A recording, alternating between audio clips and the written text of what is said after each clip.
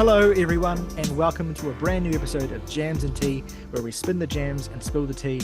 And today, for our first discussion video that's just the discussion, we're going to be talking about our picks for the most underrated albums of 2013.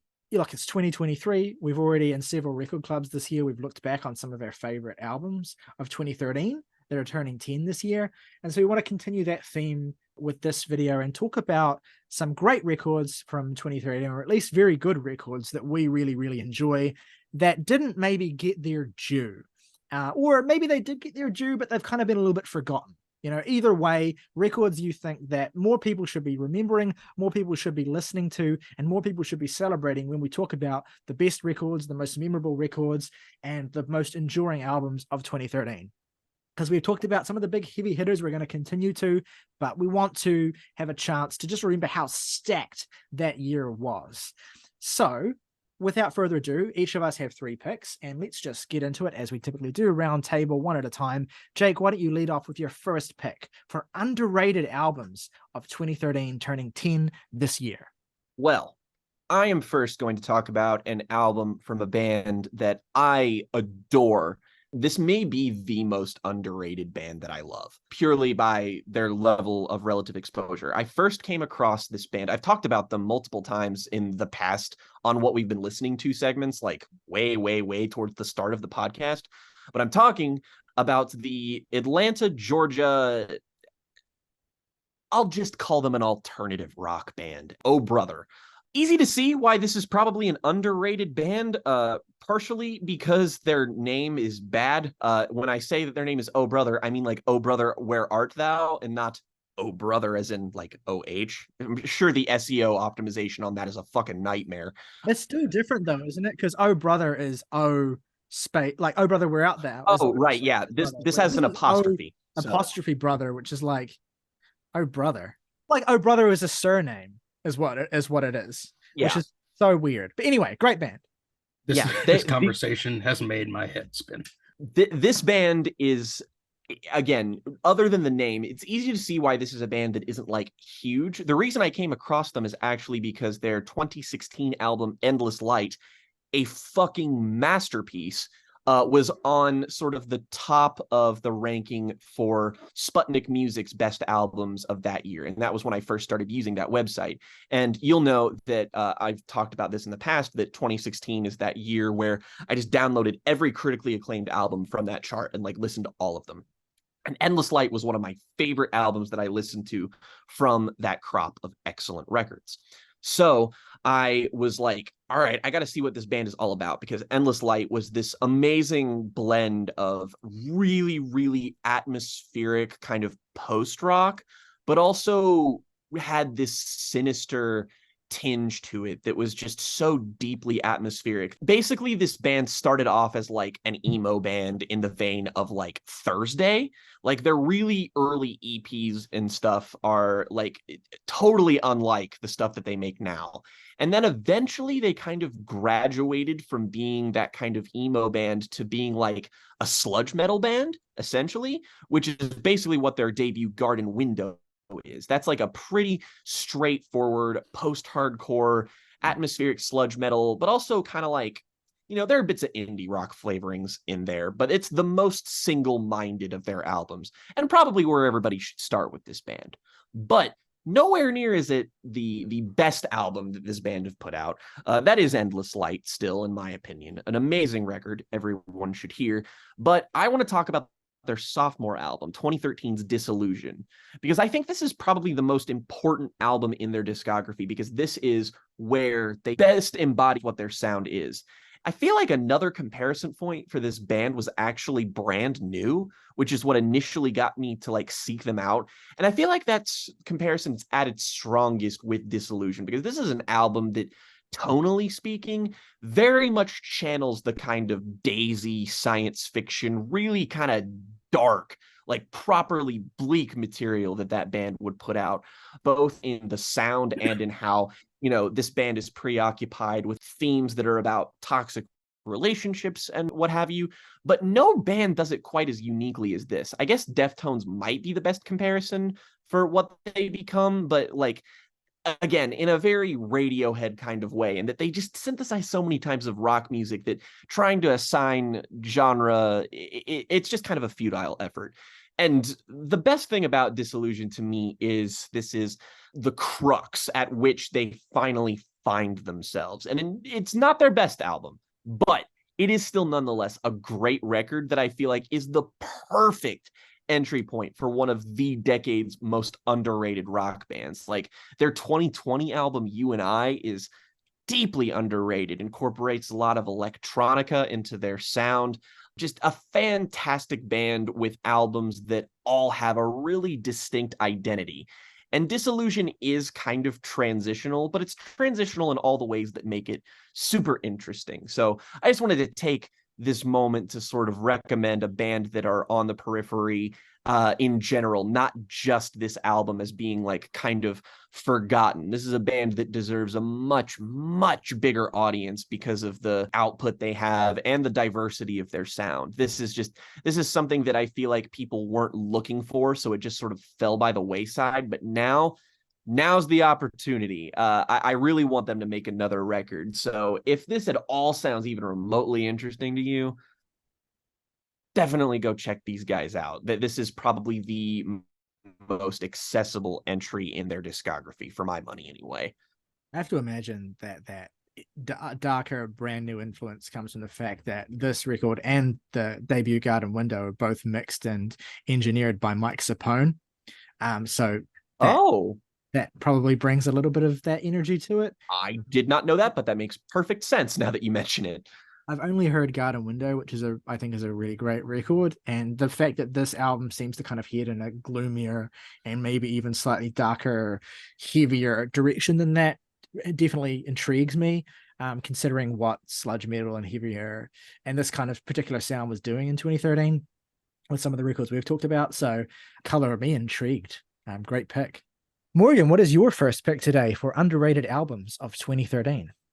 My first pick is from a Philadelphia artist by the name of Dave Hoss. Used to perform in a band called The Loved Ones. They came up at the same time as, like Hot Water Music and the Lawrence Arms and groups like that. And this is definitely in the sort of heartland rock spirit of that. There's like a weight to the heartland rockiness of it without ever being like over distorted. He definitely reeled in the punkier side of The Loved Ones without sacrificing any of the sonic strength of it. Songs in particular I would recommend looking at if you want a taste of it are We Could Be Kings, which is like classic heartland rock. We're the generation that got left behind kind of song.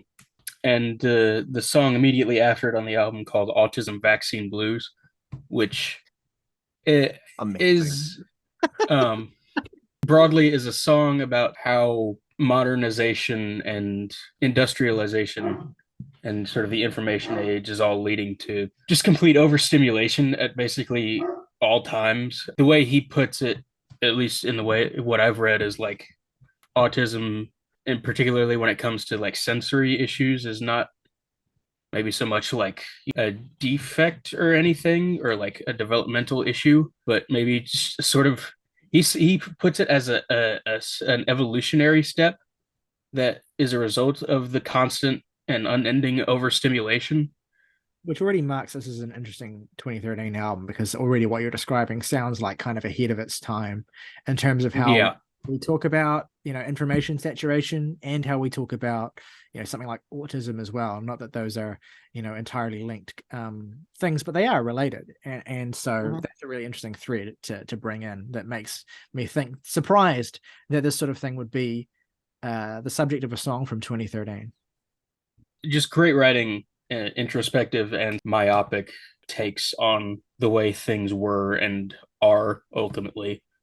Yeah, really nice to have artists who are kind of talking about very contemporary issues and kind of confronting modern realities within the guise and within the lens of music that's typically associated with, kind of more, traditionalist or archaic frameworks, right? That's already subversive in itself. I'll definitely have to check this one out. I don't know, it's deliberately sort of goading almost, in a way that I find really interesting. Fantastic. All right. Well, my first pick today for underrated albums of 2013 is well, okay, I'll preface this by saying all three of my picks are, I think, deserve to be discussed in contention for the best albums of 2013 in general. I think these albums can go toe to toe with the biggest classics of that year, with the most talked about and the most listened records of that year. But that for various reasons, whether it's exposure or whether it's belonging to a particular niche, or whether it's just being lost in the saturation of great records, haven't really had their due.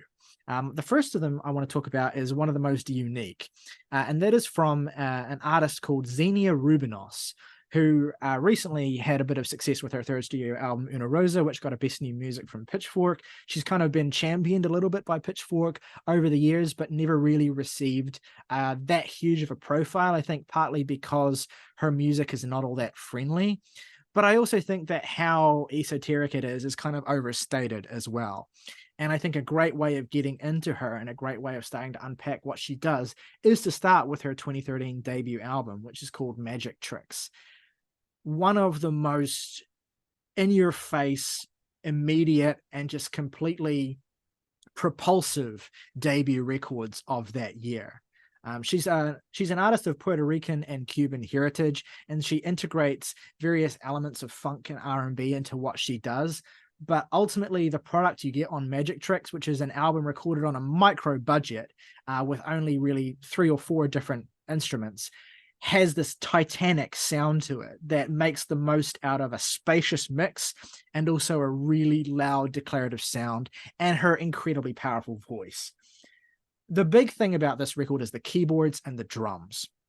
So it is a record that's recorded as a collaboration with her producer and frequent collaborator, Marco Bocelli, who plays the drums on this album. The drums are titanic. I mean, the drums completely demolish on almost every song on this record. They are just so in your face and they are booming.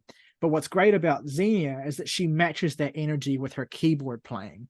And this woman finds a way to make keyboards sound like sludgy guitar riffs. Like the first time I heard this, I didn't realize that the keys that she was playing were keys. Like, there's moments where they obviously are, they're adding texture, but she also finds ways to make her keyboard playing into the central core of the song and to make the keys boom like guitars. Helps as well that there's some really nimble bass work going on in this record as well. I mean, there would have to be for it to be as funky as it is, but really this is just so in your face with her vocal chops and just how booming the combination of her keyboards and drums are together. They just feel so titanic and so colossal, particularly on songs like Here Receding, which is one of my absolute favorite songs of 2013, Cherry Tree as well, Help, the opening track, When You Come, I Like Being Alone. The whole record just completely sledgehammers. There's a lot of, quirkiness to it as well. There's a lot of vocal acrobatics. There's some playfulness to it.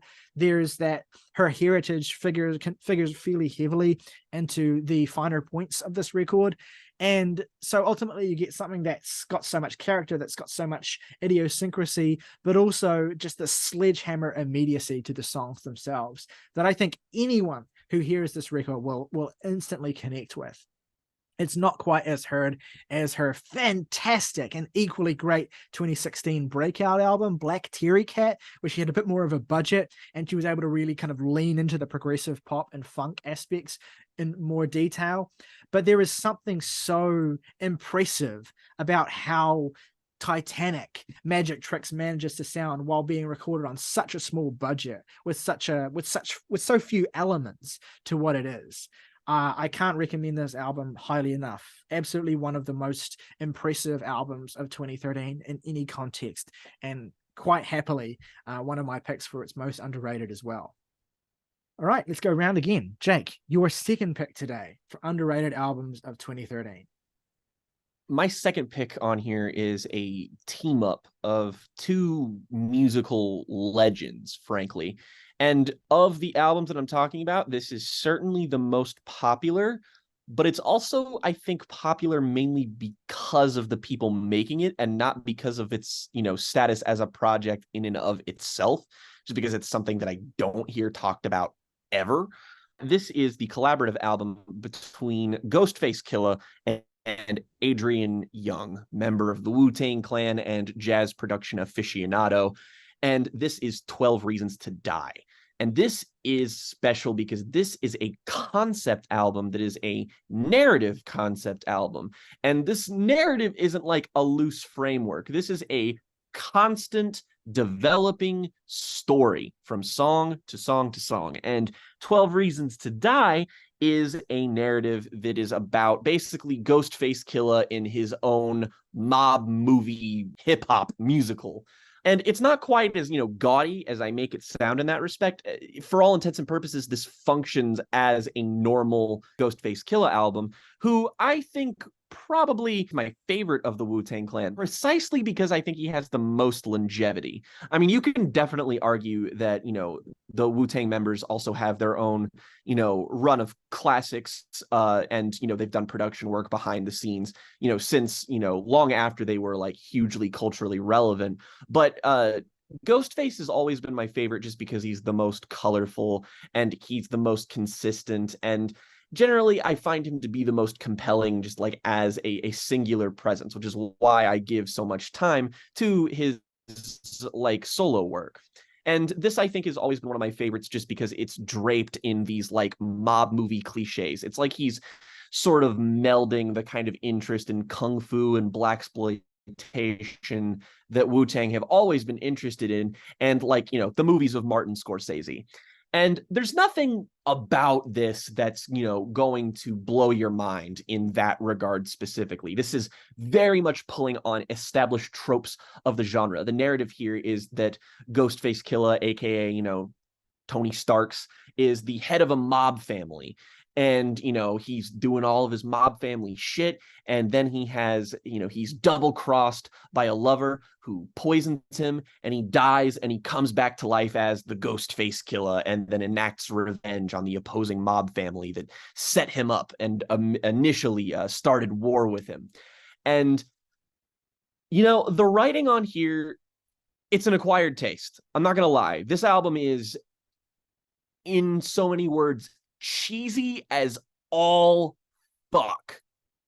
But I love that about it. I love how indulgent this goes and how seriously it takes itself, even though there are lots of moments on here that are just like, again, lyrically will probably make you chuckle more than they are intended to mean, I guess. There's the one line on here that where he talks about his love interest, and he says something like, she was the jelly to my peanuts, Mars to Venus, that kind of shit. And I won't lie, Not a rhyme. I find it immensely charming. But in the moment, this still does work as a solid Ghostface album. This has songs on here, like, I mean, honestly, one of my favorite Ghostface Killah songs and like Wu-Tang adjacent songs is Rise of the Ghostface Killah, this sort of moment where he takes revenge on the opposing mob family, and it's fucking awesome. Like, the jazz rap production on here, courtesy mostly of Adrian Young, is expectedly fantastic. And no matter how silly or just like over the top he can get with his lyricism, the thing about Ghostface is that he's always just like committed 110,000% to all of his performances, so that even when he might lean into something that's weaker writing wise, he delivers it with such bravura that you just don't really care. And I just enjoy this like I would enjoy any great B movie or just like blaxploitation movie. Like, this is the album equivalent of like Black Dynamite. I also think that this has a really particularly underrated sequel album in 12 Reasons to Die 2, which I actually think is just as good, if not even a little bit better, just because it's almost like it goes so indulgent and silly that it just kind of becomes its own thing. But yeah, this is an album that I do think is generally well liked and well regarded, but I think deserves to be considered up there with some of his best stuff. I enjoy this as much as I enjoy albums like Fish Scale or Supreme Clientele, or just anything great that he's made in the past, or Iron Man, for example. I think this is just as good as those, and maybe its conceptual bent isn't for everyone, but that's what gives it the flavor and personality that it has, that I think makes it so much fun.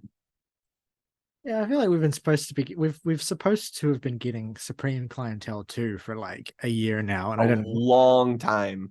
Yeah, I don't know what the deal is there, but I really do need to get back into Ghostface, and so this feels like a real big oversight that I haven't heard this. So I love that. I love that schlocky aesthetic that it has so Oh much. yeah. It's awesome. So Morgan, what is your second pick today for underrated albums of 2013?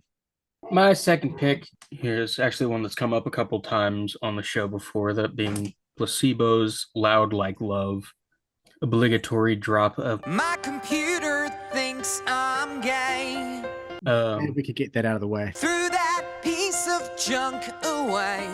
there are a number of reasons why I think this one is underrated. That abrasive ass start to Too Many Friends is actually not one of the reasons. Although there is something to be said for how relatively ahead of its time it felt, not sonically, obviously, but sort of just in what the album was about, and in terms of, again, the information age sort of starting to fully ramp up and come into itself around that time, and the ways in which it was affecting every second of our waking lives. And maybe that was just something that it took a little while to become more prescient to resonate with people. One of their best produced songs, like A Million Little Pieces, are definitely more on the sort of art pop side of things than their sort of late 90s, early 2000s work, but I think it's a look they wear really well. Yeah, there are a handful of just absolutely stunning pieces on here. The closing track in particular, Bosco, is like, it's like Nine Inch My Nails hurt levels of closing track. Ow. my favorite God. Placebo song, and a song I have wept to many times. Feels like this album was maybe one of their least well received. Morgan, why do you think it Yeah. was, and why does it work for you, considering that?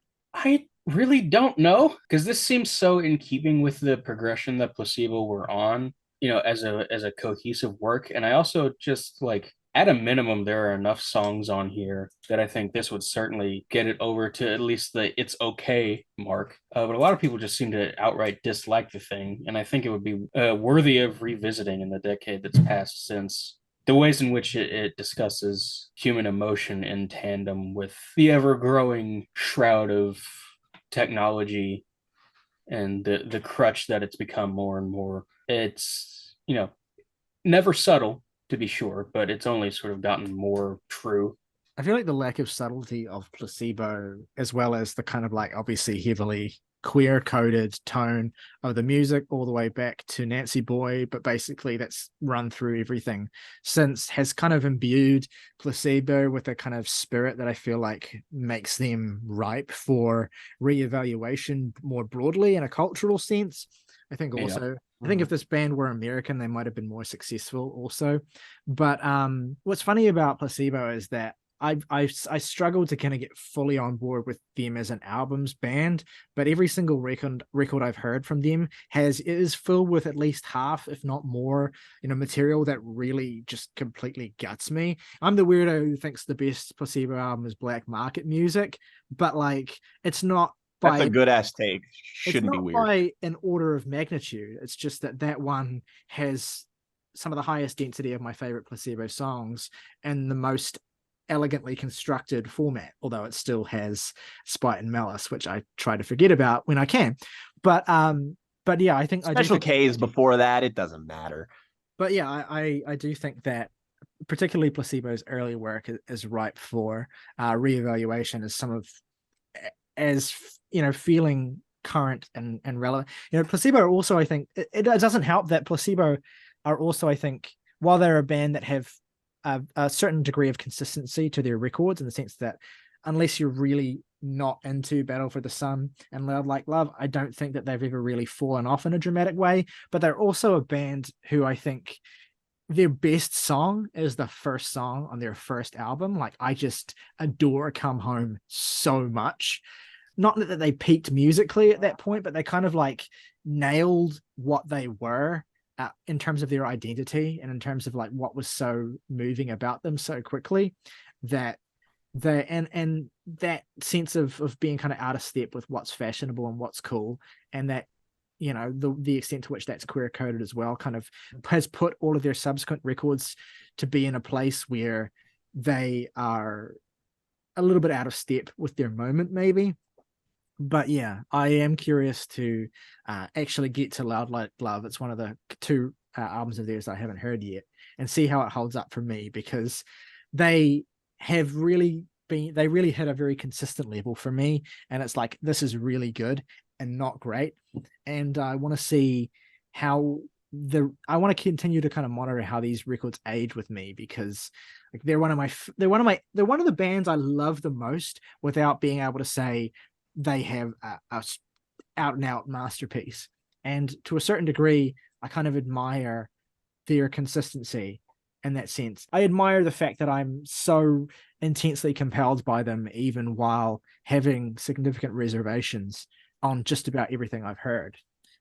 I've gotten to the point where it's like that the fact that they don't have an album that's like a complete front to back, bang, bang, bang, bang, bang, all the way through, doesn't really bother me as much as it would have when I was younger.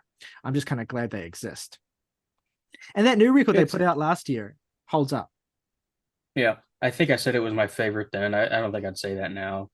Probably still give that to Meds ultimately, but it's definitely like second or third. It's interesting because I think there's a compelling argument to be made that "Come Home" is still their best song, but it's also like, it's interesting when that can happen, because not to put this band and Placebo on the same level or anything, but there's a very compelling argument to be made that the best Portishead song is Mr. On's. So I mean, it's just interesting when you can trace it that far back. And one thing that's cool that I appreciate about Placebo is that they're one of the best ever like opening track bands. Like consistently on every record of theirs I've heard, the opening track has either been the best song or it's just been a completely undeniable banger. Like Tasted Men is my favorite song on Black Market Music. Pure Morning is my favorite song on Without You I'm Nothing. Come Home obviously is my favorite song on their self-titled as well. I think probably, if I'm going to keep indulging this, my favorite song on Sleeping with Ghosts is not Bulletproof Cube, but it is a great opener. But I was going to say, like, that's a good song, but if that's your favorite on the album, you need to listen to it again.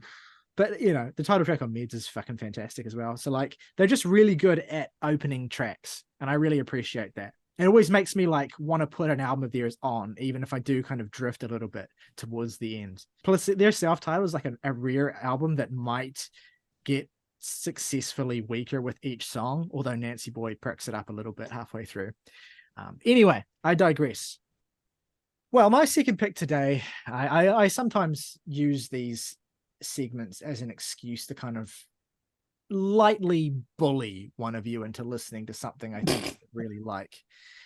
You're just going to stop it lightly bully you. Well, no, I don't need an excuse to do that.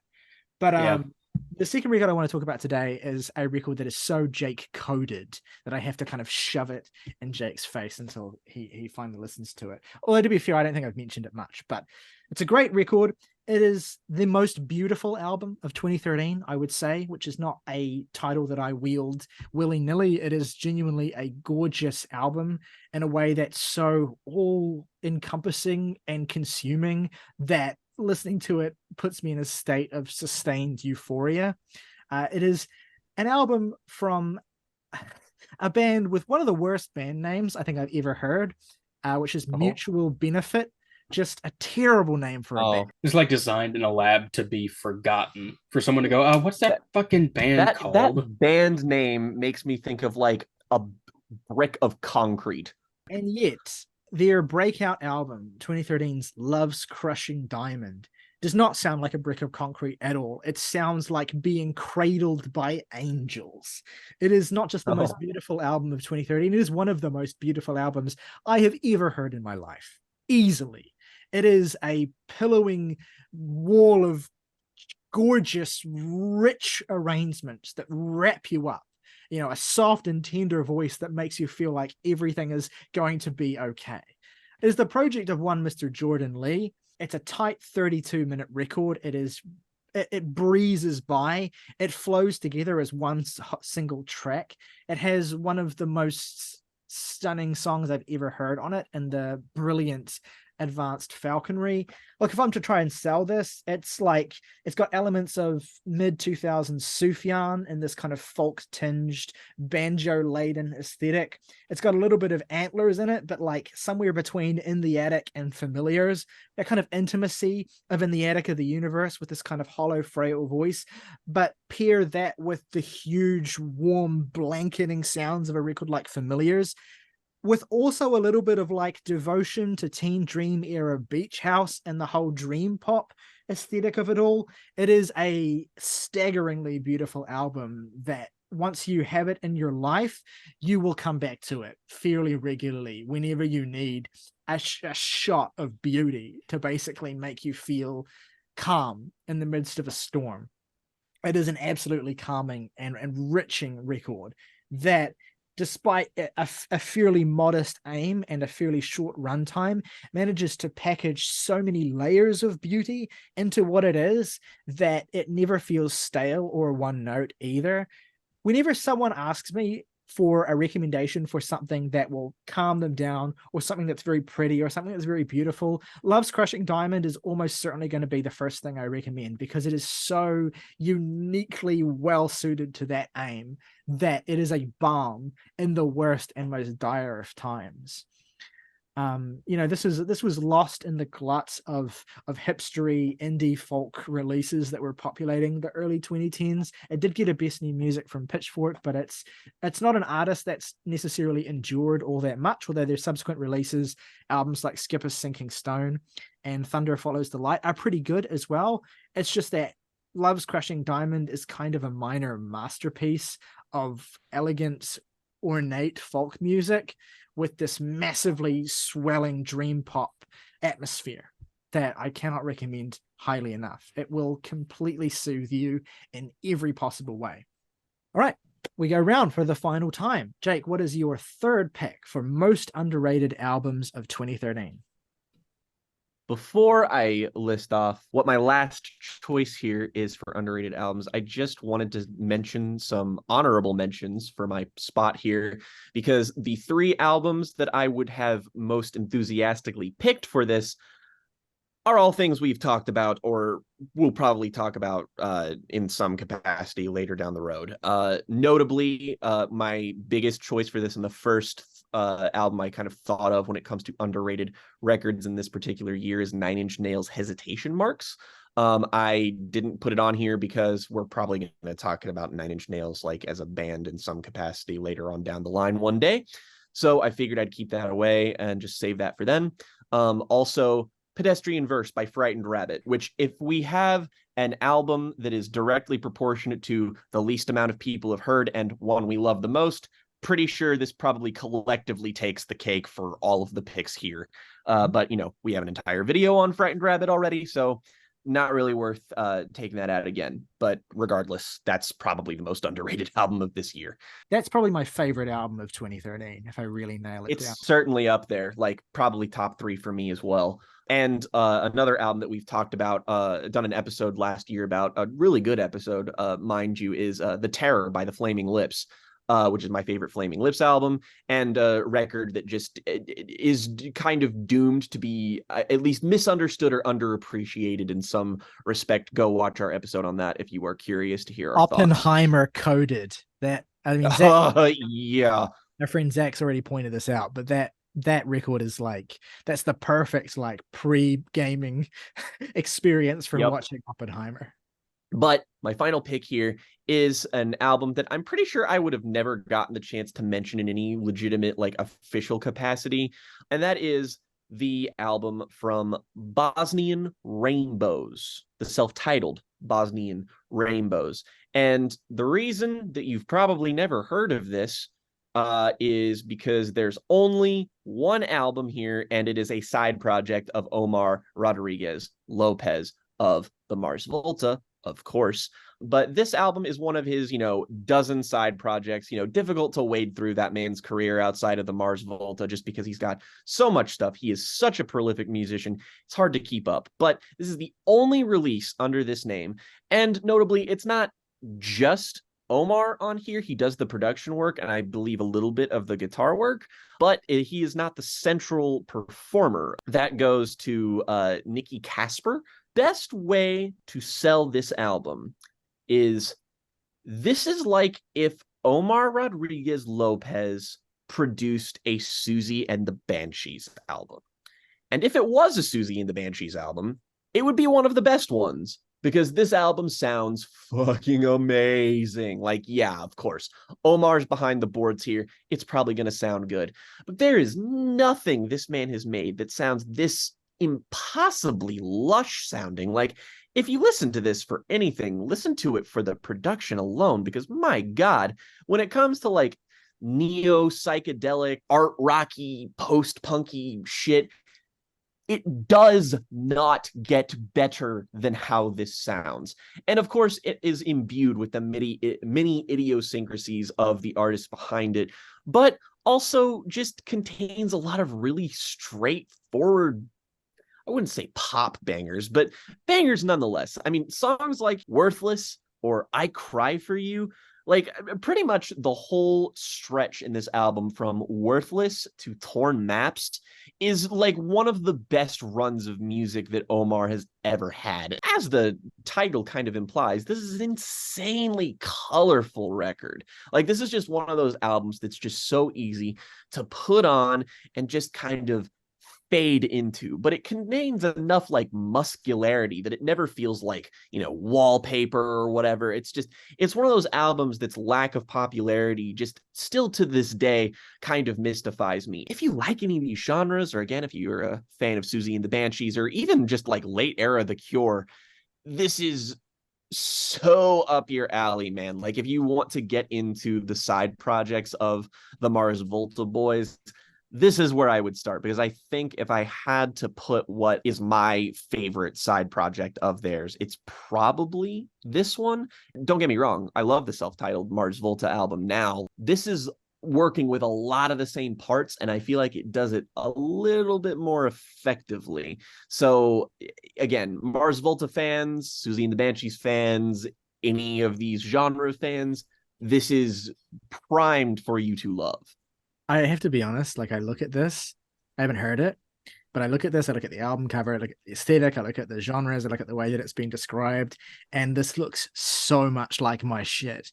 Like specifically because it totally looks so much of like what indie rock, or more like indie pop, was between like 2009 and 2013, especially like a band like Passion Pit, for instance. But you know, also like the remnants of the pop era of Animal Collective too, to a certain extent, but like more like it's more like Passion Pit and more like It's Blitz era, years and that kind of thing as well. That is a perfect, that's a perfect comparison point. It just looks so 100%. like it looks so like fucking like early 2010s hipster core music, and that is my bag so much.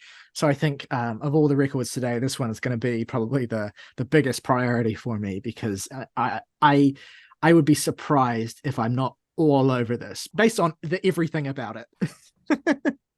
My pick today is, to me, a basically purely seasonal pick. It's, late July right now. The heat is sweltering. And you know what better time for a pure, unadulterated pop punk album? And thus I offer up State Champs' The Finer Things. The fact that this record is 10 makes me a little pukey.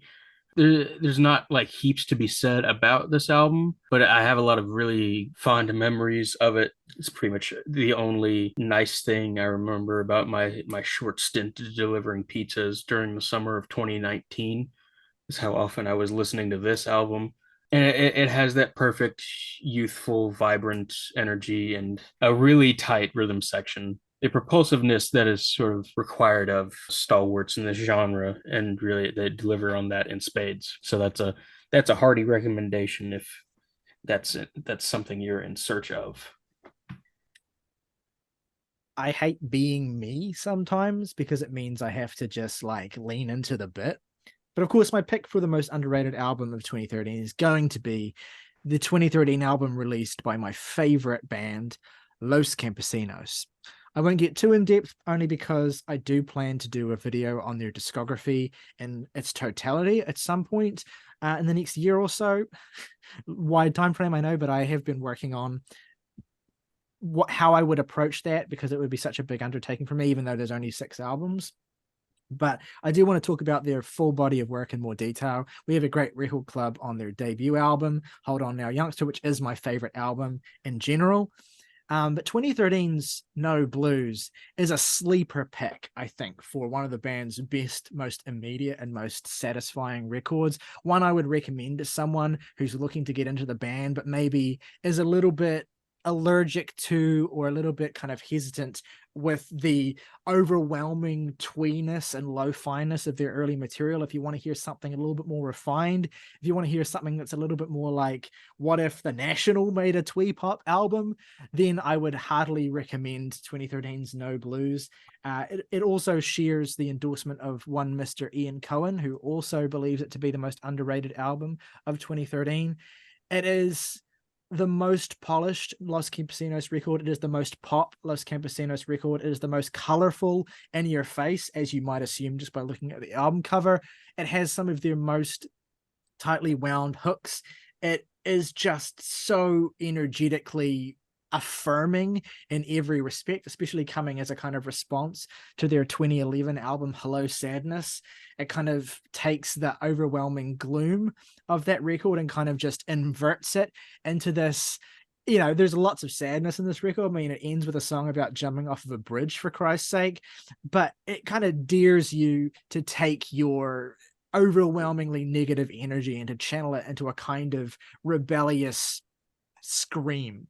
Basically, it has all of the kind of tastelessness that you would want from a Los Campesinos record. I mean, there's a song on here about being so passive aggressive about your girlfriend's bullshit that you masturbate in her shower to the sound of her roommate.